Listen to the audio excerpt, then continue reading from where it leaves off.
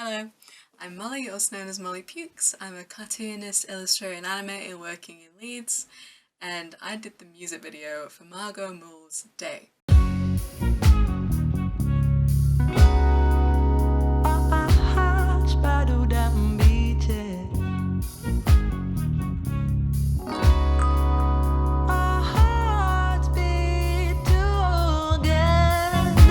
So the music video is animated in Photoshop and After Effects. I'm a 2D animator and I work frame by frame, which means every drawing that you see is done by hand on a monitor. So it's kind of digitally drawn on a monitor by hand, if that makes sense.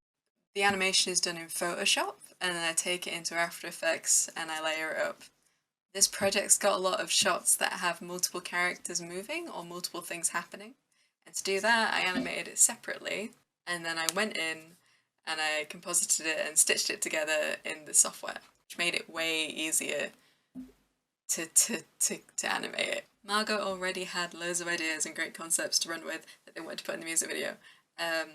So once I got my hands on it, originally it was just going to be kind of standalone shots and bits of animation that followed the narrative of the song, but it quickly became its own world with its own characters. There's a phoenix that flies around, there's a moon that's left on its own, and then you have this species of genderless, kind of feminine-faced cats that come out from the centre of the earth, and as they come out, they're exploring new things, and they're working out their place in the world, and they're working out how things react to them.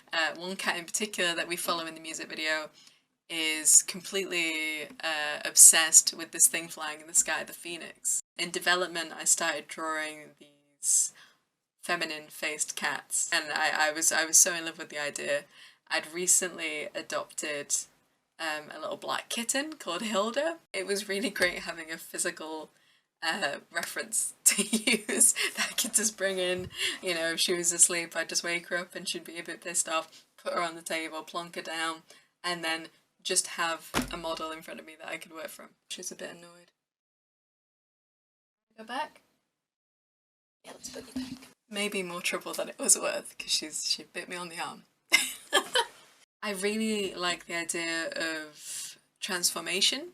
I think that's really important as a trans person or a non-binary person. This idea of coming out or kind of developing a new form or becoming a new form. I really wanted to work with that idea in this. It was really wonderful being able to work with Margot on this.